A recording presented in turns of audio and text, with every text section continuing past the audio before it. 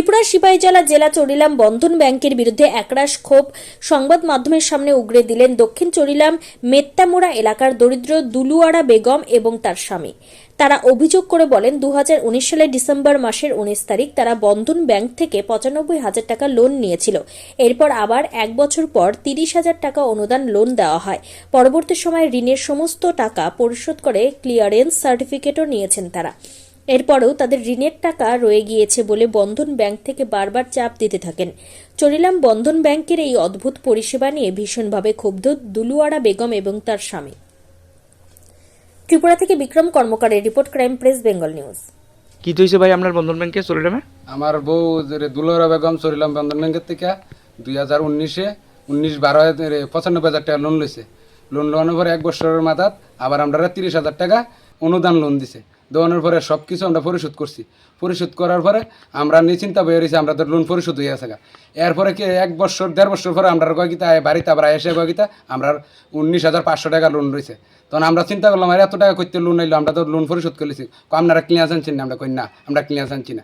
কতলে আপনারা লোন রয়ে গেছে, আপনারা ক্লিয়ারেন্স আনছেন না। এই কারণে আমরা তাড়াতাড়ি আবার এই টাকাটি সবটি পরিশোধ করছি।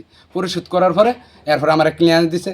এই দেখেন ক্লিয়ারেন্স আছে, এই বইয়ের ভিতরে লেখা আছে, সব কিছু দিয়ে দিছে। ক্লিয়ারেন্স দিছে পরে আমি নিশ্চিন্তে এখন বাড়িতে বয়ে রয়েছি।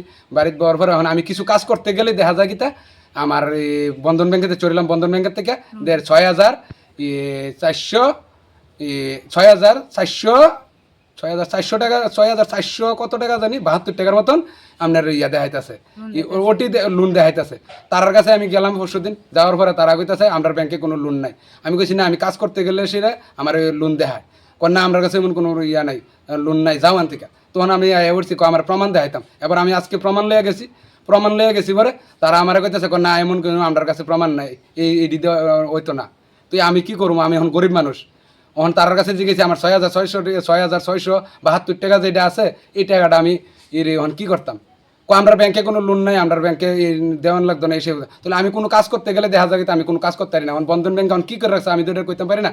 আপনার কাছেও জানাইলাম, আপনারা এটা সরকারের কাছে জানাইবেন। এবং বন্ধন ব্যাংক কী করে, বন্ধন ব্যাংকের উপরে আমার রয়েছে, আমরা গরিব মানুষ কাজকর্ম করে খাই। কয়দিন পরে যদি এইভাবে আমরা উপরে চাপ সৃষ্টি হয় আমরা কেমনে কী করবো। মানে পুরো টাকা পরিষ্কার করে লেছেন? পুরো টাকা পরিষ্কার করে লেছি, ক্লিয়ারেন্সও পাইছেন? পুরো টাকা পরিষ্কার করানোর পরে এই দেখেন ক্লিয়ারেন্স দিছে এবং বইয়ের ভিতরে পর্যন্ত সিল ছাপ্পা দিয়ে দিছে আমার ক্লোজ।